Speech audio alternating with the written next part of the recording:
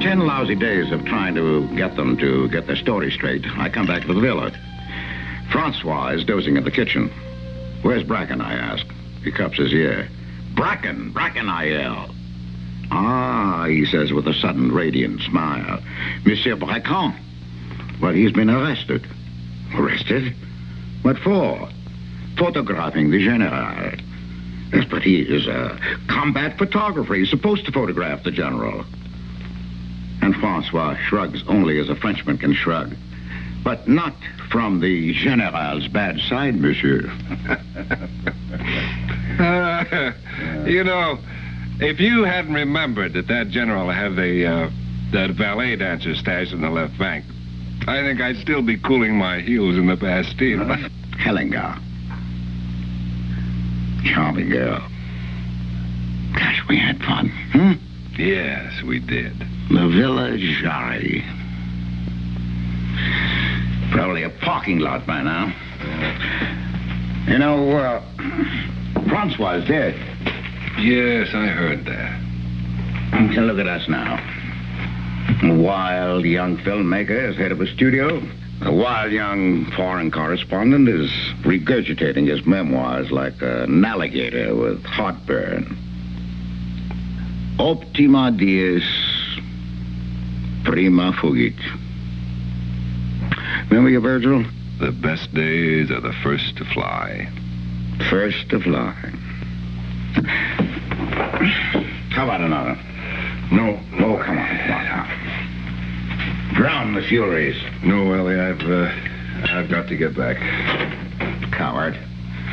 Leaving an old man to face his memories while you go back to the bright lights and the starlights. And my board of directors. Now, are you sure that you're going to go through with this time? Then I'll see you in 3 weeks. It'll take that long to get it set up. And, don't bother seeing me to the door. Well, don't worry. I had no intention of doing it. And thank you for the lunch and the entertainment. Oh, John, you're going to send down a makeup man down here, aren't you? You know, this bloody face of mine is collapsing. No makeup man. You look like Clark Gable. Well, at the moment, I feel more like W.C. Fields. Ciao. Ciao. Good luck to both of us. You're the one who'll need it.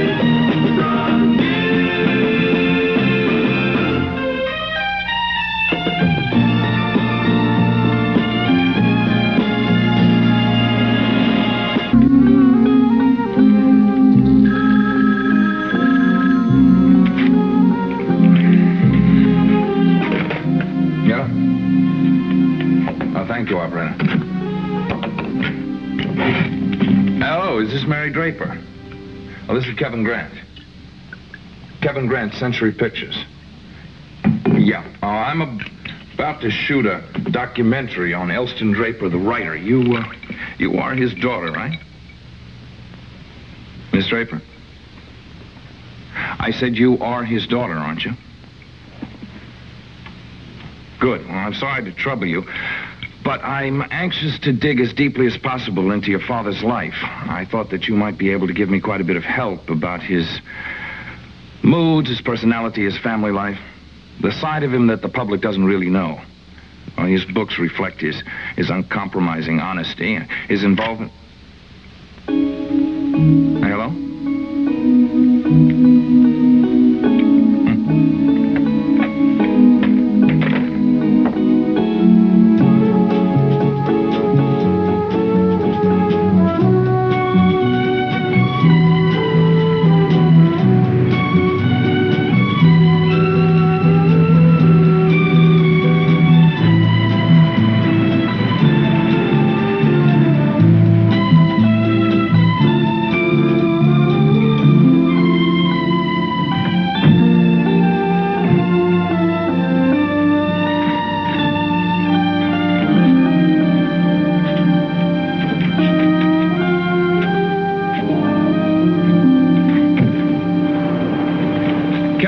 Mr. Draper. It's a real honor, sir. Applesauce.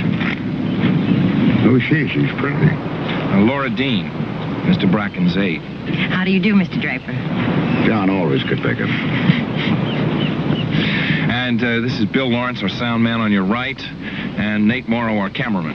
Mr. Draper? I hope you brought one of those diffusion pills. I know. We want every line and wrinkle just the way it is. The new Hollywood, huh? Well, I can stand it if you can. Come on, I'll show you your room. You know, this crazy boss of yours came up here, got me loaded, and got me to okay this thing. This was the original house. Just this one room. Huh? Hermit used to live up here. He had a one-man religious cult. Believed that he personally brought up the sun every morning. He must have been a very happy man. He was, because unlike most of us, he was sure that the world needed him. He's a little bit worried, though, about who was going to handle the job when he died. This is an extraordinary set. I've never seen one like it. How'd you get it? Thomas Mann gave that to me. We used to sit here and play for days on end. He had a terrific defense. I miss him. And that's the thing about getting old. Everybody starts dropping off like flies.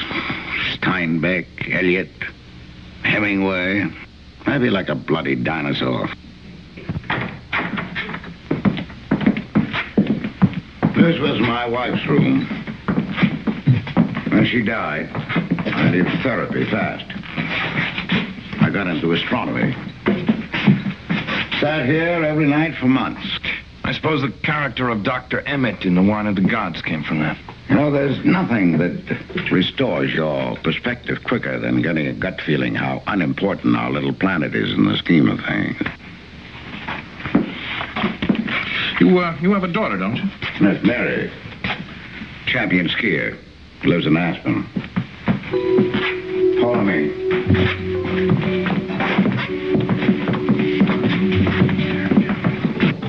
I guess seeing her old man living in his head so much made her take to the fresh air. Smart girl. Now, this room I built with my own hands. My housekeeper calls this the monastery. It's patterned after the meditation rooms in India. What are the drawings? Well, you know how little boys like to write on walls until somebody tells them nice people don't do that. Well, writers need something to get their motor started. Some read the Bible, some drink. I draw. Now, these are my magic hieroglyphics. Nobody knows what they mean except me. Sometimes I don't even know. But they get me started, and that's the main thing. From chaos into order. Do you do all your writing in this room? Yes, and nobody better knock unless the house is burning down. Lunch is ready, Mr. Draper. No, Clara. We're not laughing at you. You just happen to be a messenger of fate. How about it? Hungry? Start. How do you intend to do this? Well, for openers, I'd like to shoot an entire day in your life, from start to finish. All right. Should have to get up pretty early, young man.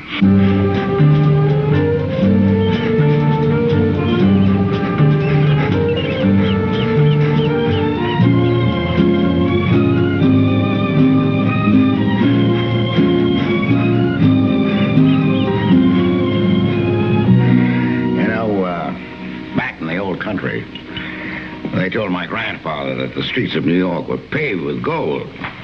So he saved up for 15 years and he immigrated.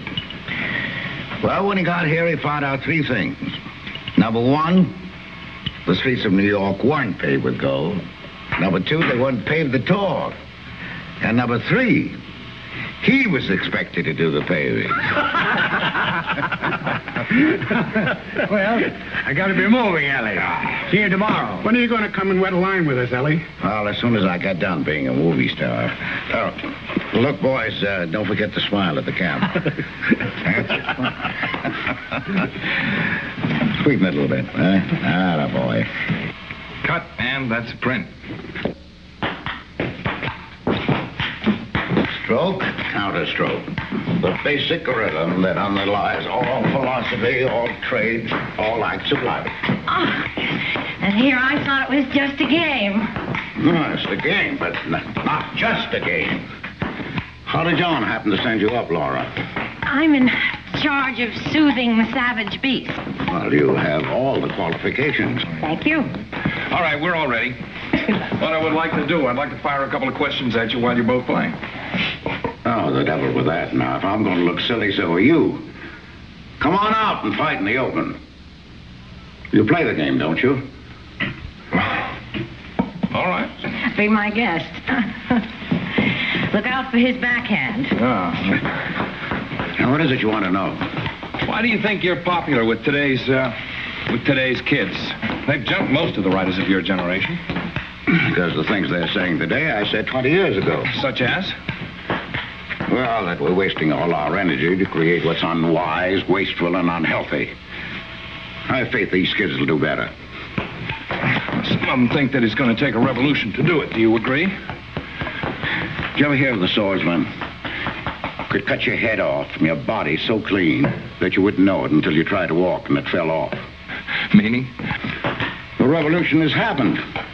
We just don't see it yet.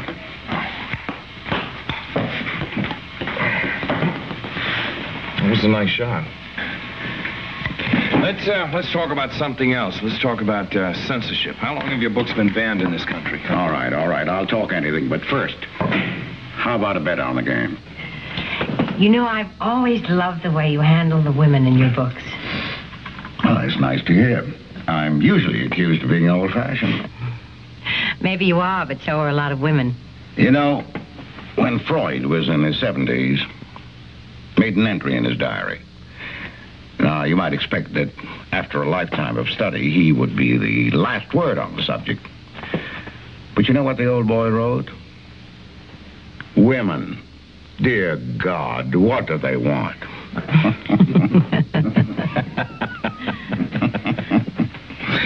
Well, I'll say goodnight. I've got to get back to work. The monastery. I'd like to get a shot of you in there. Some things are sacred, Grant. Besides, there's no drama in seeing a man scribble on a piece of paper. Good night. Good night. Why do you think you're popular with today's kids? They've jumped most of the writers of your generation. Because the things they're saying today, I said 20 years ago. Such as? That's a great touch, Kevin. John's going to love it. Well, that we're wasting all our energy to create what's unwise, wasteful, and unhealthy. I have faith these kids will do better. Some of them think it's going to take a revolution Kevin, to do what's it. the Do you matter? agree? Ike, what's the matter?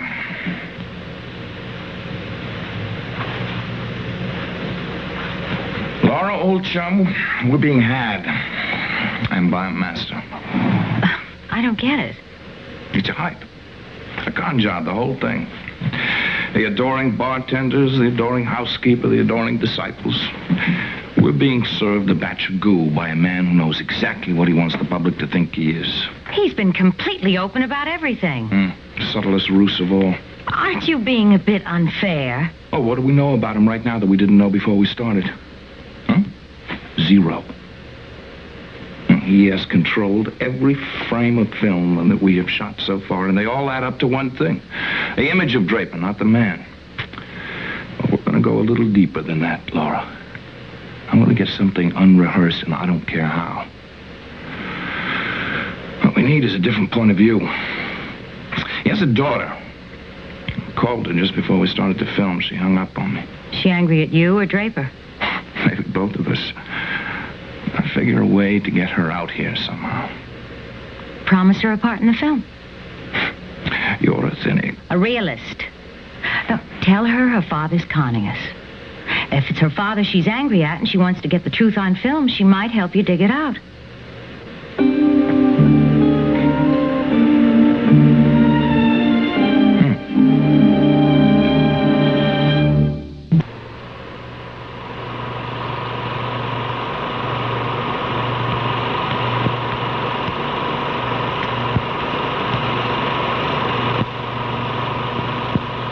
No sooner had I opened the door of my new status symbol, most beautiful piece of machinery I'd ever seen, than the pup jumped in, having to be the first to sniff around, the first to make sure the beast was going to be a friend.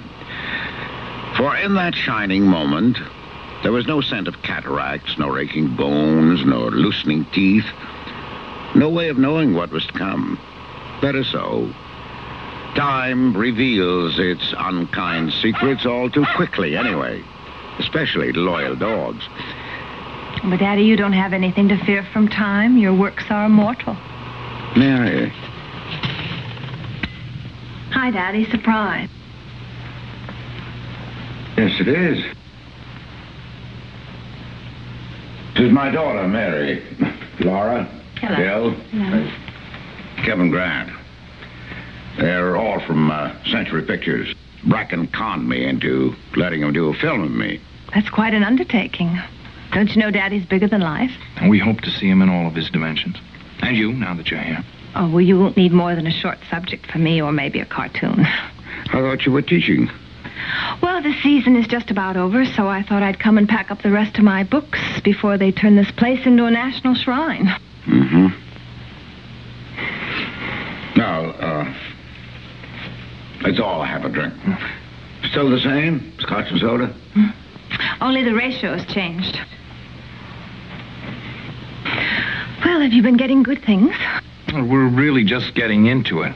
There's a lot of ground to cover yet. What was that I saw on the screen, the old hometown? Mm-hmm. I sent a camera crew back to Nebraska last week. We were just making a voice track using part of your father's autobiography. Oh. I suppose you're going to save it and release it the day he wins the Nobel Prize. I mean, isn't that the way they do it in Hollywood? Some do. And then some don't.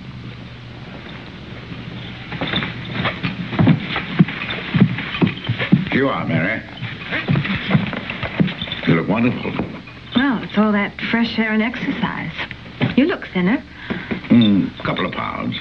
Looks good. Well, here's to the magic of movies.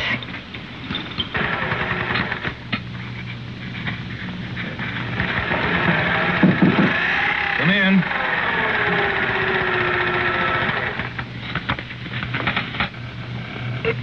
Hello.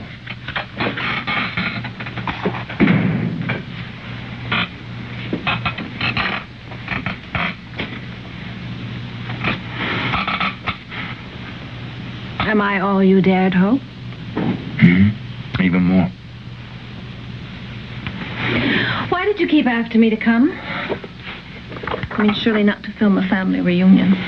No, I came to get a picture of a man. I haven't found him yet. You won't?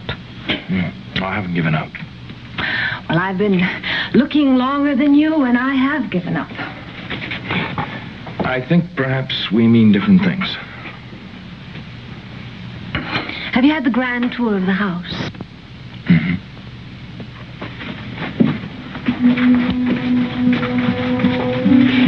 Let me take you on my tour. All right. It's a deal.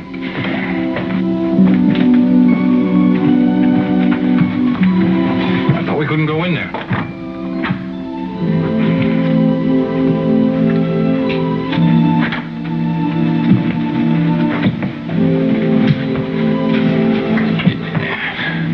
He told me that he writes all night. He does, but not here. He writes in bed and always has. But he thinks it's undignified and smacks of laziness, so he created this room for tourists and other gullible types, giving them what they expected. spiritual cubicle. So it's just a set. Exactly.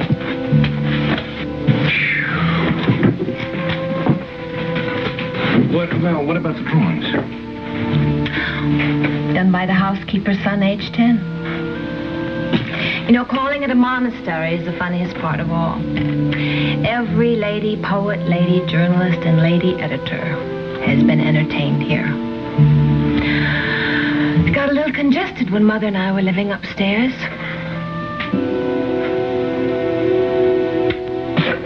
Shall we go now?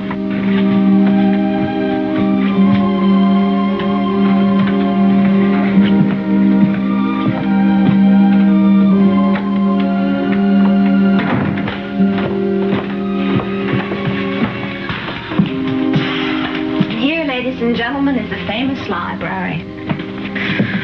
The walls ring with the wit and wisdom of the great men of our age. Well, surely that's got to be true. Right. I was brought up by them.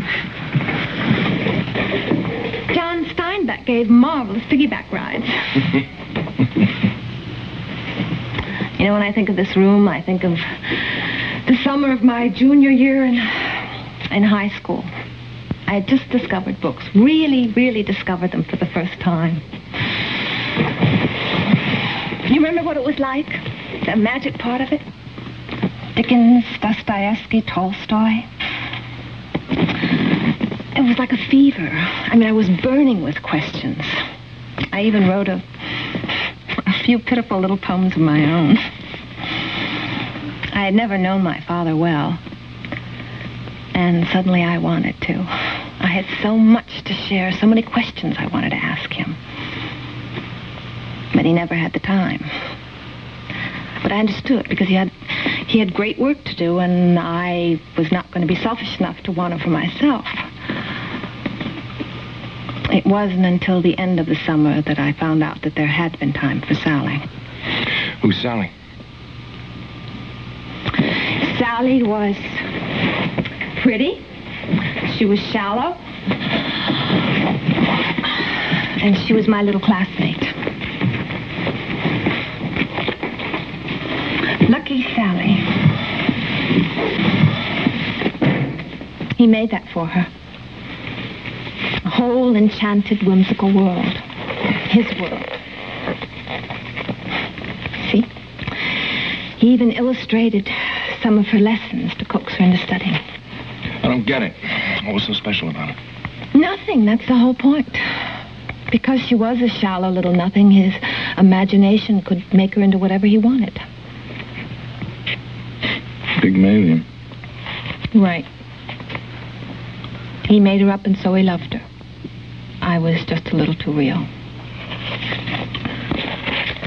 How did you get the book? Sally gave it to me before she went away to college. She thought I might like it. That was Sally. So why do you keep it? Isn't that a little masochistic? No, he made it. Someday it's going to be worth a lot of money.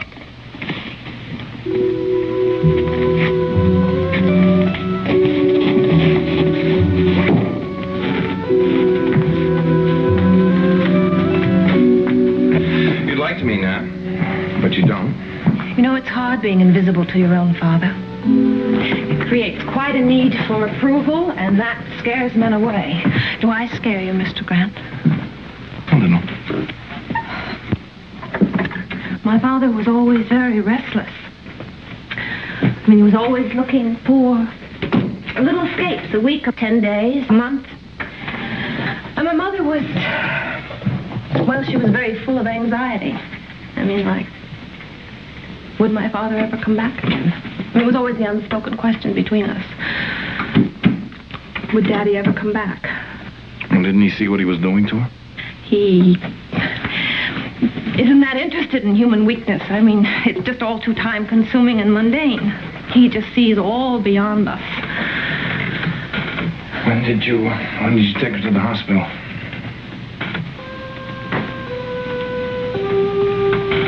In 1956.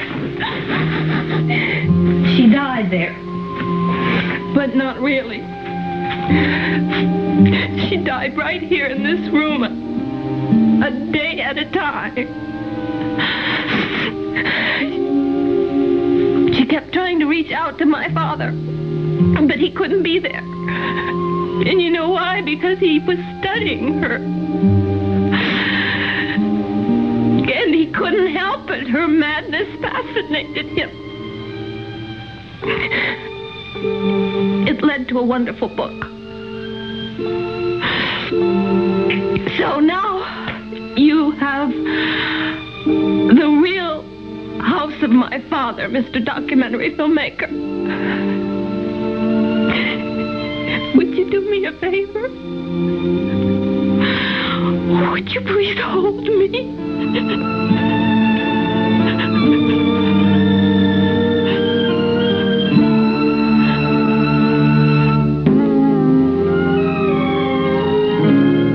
Hi, John. Laura, how's everything coming? The rushes are marvelous. We should be seeing an assembly of some footage tomorrow night. Good. How's Draper? Is he giving any trouble? No, he's very cooperative. His daughter's here, too. Mary? Mm-hmm. Let me talk with Kevin. He's shooting right now. All right. I've just left town. I'll see you in 2 hours. All right. Bye-bye. How about the Browns? They're familiar, and yet not so familiar. Well, they still look beautiful to me. There's an old Chinese proverb that says, if you want to be happy for a week, take a wife. If you want to be happy for a month, roast a pig. But if you want to be happy all your life, plant a garden. You know, man's first and only state of innocence was in a garden. I suppose those of us puttering around in our own backyards today are trying to regain that lost paradise. To own a bit of land, and scratch it with a hoe, and watch life renew itself, that's a great thing.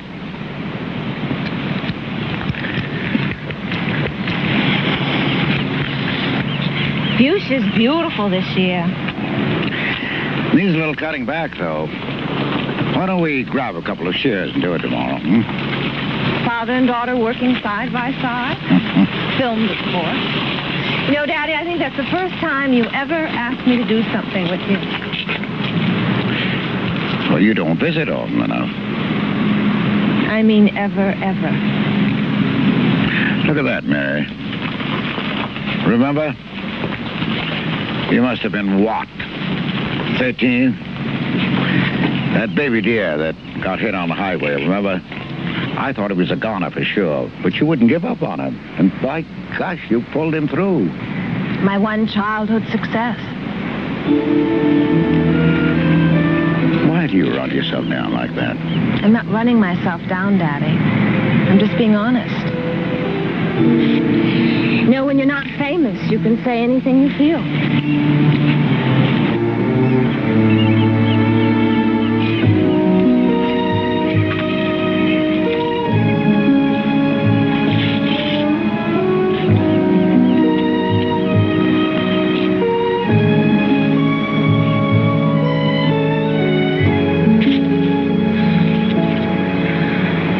How's the autobiography coming?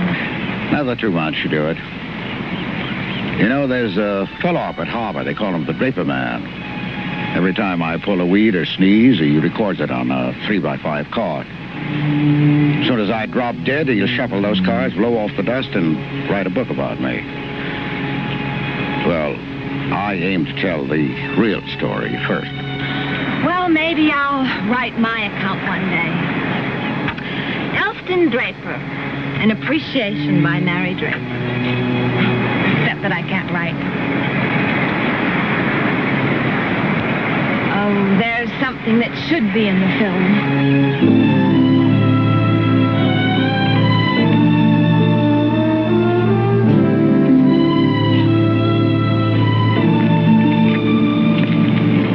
Hello, tree. How are things? I call this the Mary tree. I planted it the day Mary was born. It It's Monterey pine. It's funny, I always thought it was a weeping willow. Pine thrives near the sea. One day, this one will be 150 feet high. Even Daddy's trees are successful. You know, if I remember correctly, a pine does very well in poor soil. That's right. That's why so many of them grow wild down there. Lucky trees. Tell me, Daddy, how come you happened to plant this one? Oh, I don't know. I wanted something to symbolize the day. Trees seemed like the right thing. Well, you've tended it beautifully. It's a real showpiece. But when it comes to symbols, no one has a greener thumb than you. Well, that's my trade. You know, symbols make very few demands. All this one ever needed was a little watering. You know, people need watering too, Daddy. But that's rougher. I mean, it takes more time. A lot of things can go wrong. Misunderstandings hurt. It's a real risk. Mary, I think we've had enough garden philosophy for today. But on the other hand, Daddy, a symbol can't give back love. But that's all right if you don't happen to need love. Mary. Daddy, you know, I've got a marvelous piece of action for Mr. Grant's film. You chopped down the tree. Now, why the devil would I want to do that? Because it's a symbol. George Washington, the father of our country, chopped down the cherry tree. You, my father, chopped down the merry tree. Mary, you're making a fool of yourself. You mean I'm making a fool of Elston Draper's daughter?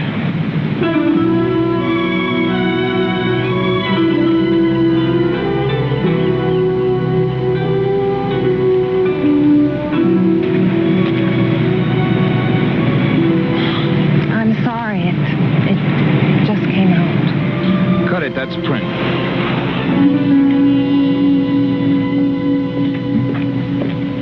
Is that it?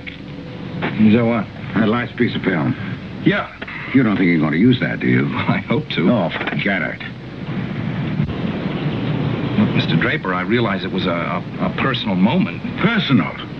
Well, it was a kitchen squabble and beneath man's dignity. Yours and mine. Well, I'm afraid I see it a little bit differently. What other way is there to see it? As a human moment in the life of a human being. Oh, rubbish. I don't get it, Mr. Draper. If you don't want people to know you, why did you agree to do the film? I agreed to a film. Not an invasion of privacy. Bracken knows that.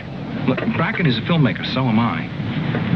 Now, I'm trying to do with film the same thing that you did in your first novels, to take a look at things the way they are, not necessarily the way people think that they are. I find it a little bit ironic that a man who was so prominent in the attack on censorship in this country should suddenly be censoring me. You asked Mary to come up here, didn't you? Hoping for some fireworks. Yes, because I wanted more than the put-up job that you were feeding me. I wanted the point of view of somebody who wasn't awed by the Pulitzer Prize and the National Book Award. And you went along with him. No, Daddy, I said what I... That's right. No, I don't intend to do that, Mr. Draper. I think when you cool off, you're going to want to look at it yourself. I said, give it to me!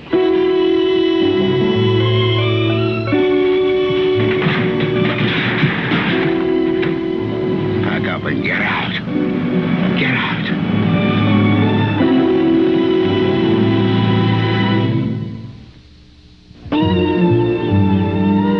Come on, Ellie. Let's do it.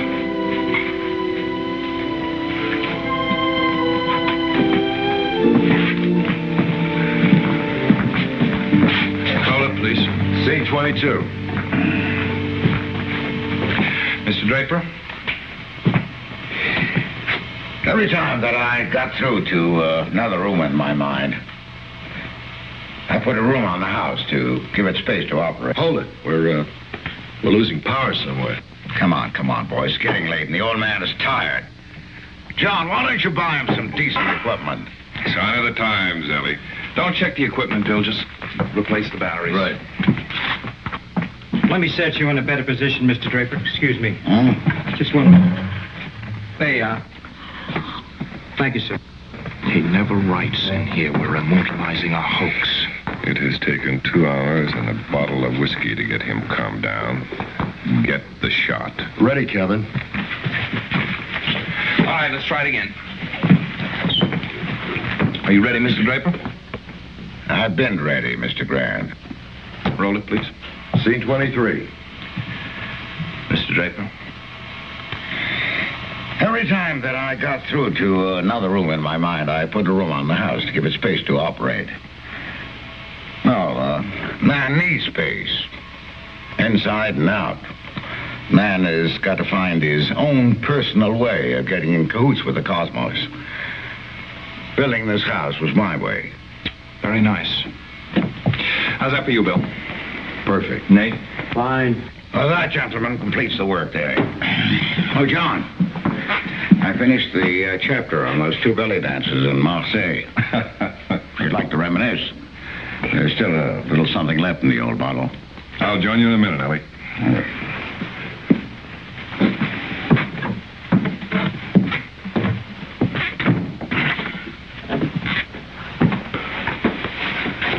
Boys, do that later, will you? Laura.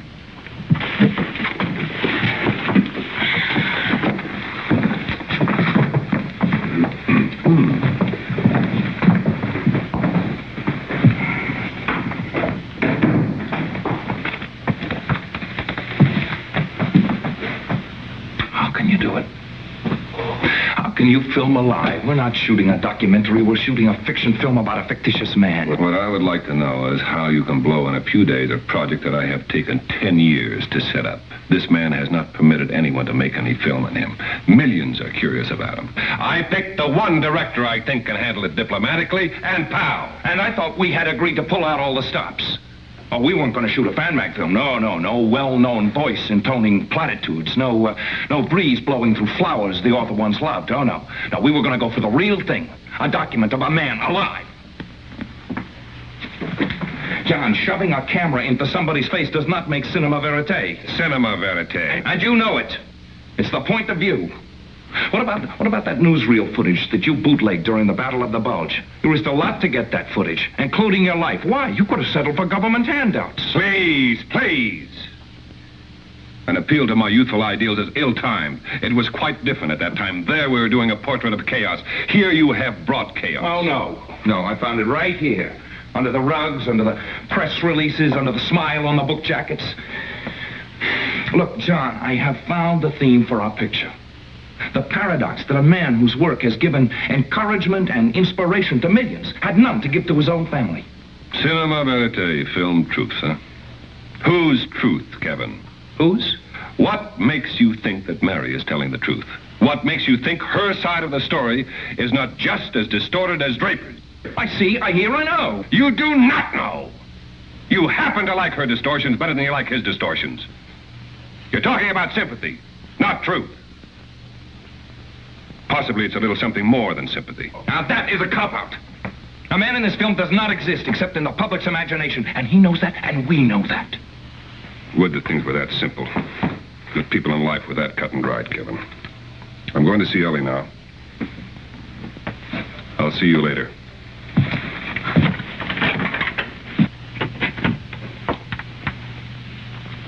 Hi and goodbye. Are you leaving? Did you get a nice ending to your film? The genius in his alchemist's workshop? Don't rub it in. Well, at least you tried. Come on, I'll walk you up. Can't say I didn't warn you.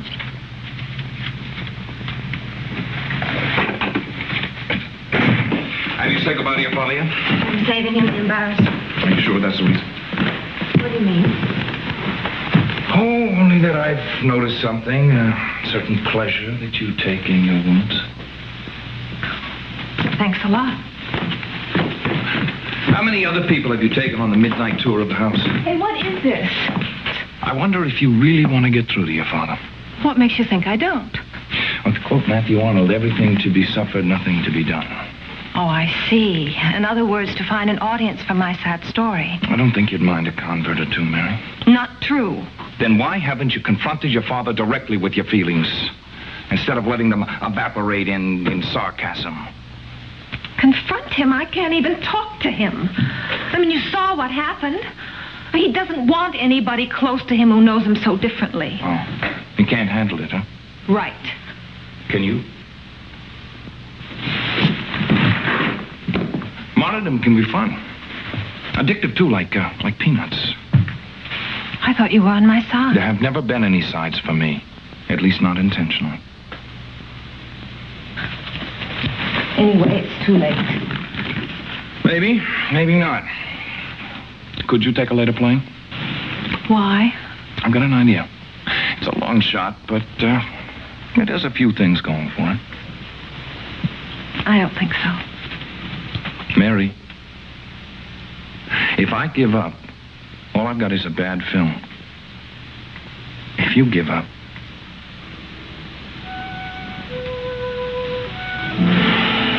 okay. good girl.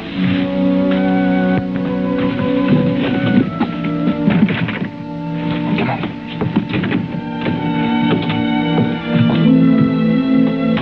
Well, come on. Let's see if Paul Newman has anything to worry about.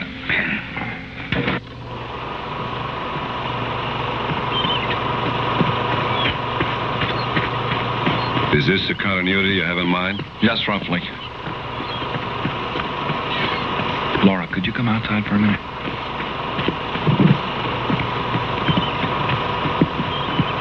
Still going for your morning run, huh? That is my life insurance policy. What's up? Let's have a drink. Kevin. Laura, please, I'll explain. Back in the old country, they told my grandfather that the streets of New York were paved with gold. So he saved up for 15 years and he immigrated. Well, when he got here, he found out three things. Number one, the streets of New York weren't paved with gold. Number two, they weren't paved at all. And number three, he was expected to do the paving. That doesn't look too bad, does it? You know, those guys get a great big kick out of it. Hi, Daddy. Well, here I am in the middle of your film. But I'd really rather be in your life. Not in the middle, but just somewhere at least. You know, there's so much I've never been able to tell you, and I probably never will. So I'm being a coward and doing it this way. You know, Daddy, when I was little, I always felt that I was a disappointment to you. I wasn't talented, and I wasn't interesting. I guess I really felt that I bored you. Well, I guess I've never been able to reach you. I just never have had the key to your world, and I never will. But I've been thinking about something lately. You know, if we had met as playmates instead of father and daughter, we would have gotten along just great. I mean, we could have shared each other's games and adventures and had a wonderful time. And that way you wouldn't have had to feel responsibility, and I wouldn't have felt shut out and unapproved of. I think when people don't play the role we expect of them, we judge them very harshly. I know I've judged you. I don't want to anymore. You know, with 1 million readers at your feet, I don't imagine the opinion of one semi-literate ski instructor is going to mean very much. I know. Don't run yourself down. Oh, let's face it, Daddy, that's me. I just want you to know that I respect you, that I'm proud of you, and that I care for you very much. Hey, if we can't be family, can we be friends?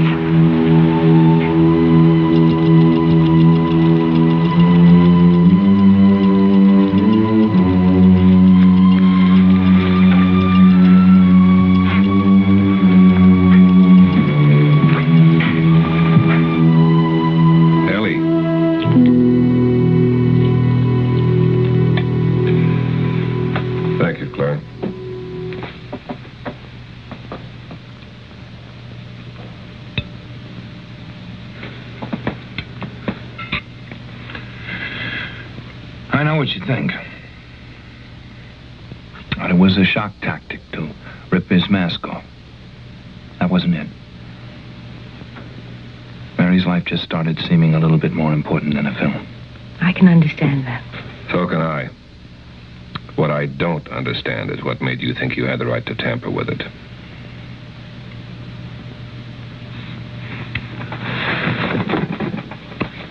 As soon as I make sure that he knows that you had nothing to do with it.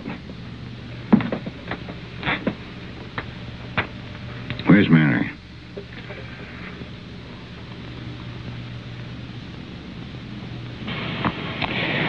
I think I found an end for my memoir. It ends with a parable. Gambler goes to heaven and is questioned by the Lord. How did you spend your time on earth, my son? In search of the perfect hand. And did you find it? No, Lord. I was always shy one card. And what did you lose? The love of family and friends. And what did you win? The admiration of strangers. Well then, my son, I'm sorry. I'm afraid you've come to the wrong place. Oh, no, Lord. I didn't come to get in. Just to ask for a loan. I've got a little stud game with the devil at 3 o'clock.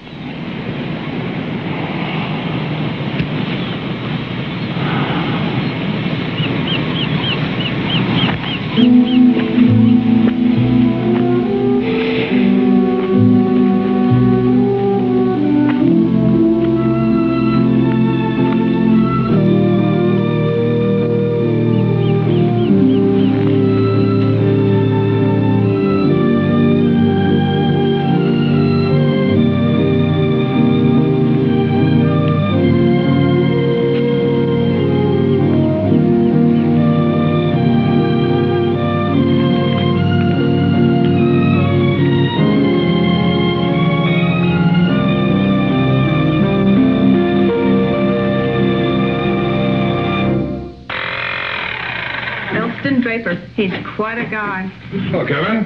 Joe. Hi, Miss Bracken. Read the card. What's that? Read the card.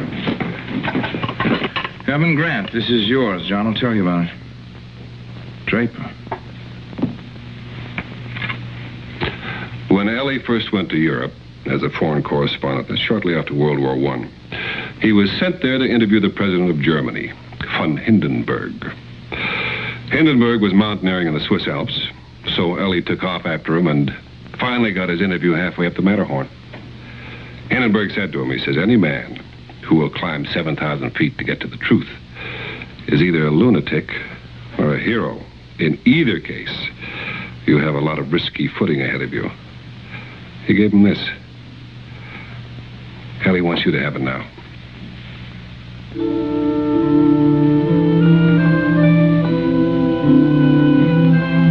What's the last reel look like? Great. We just got the piece of film with the end titles on it. Take a look.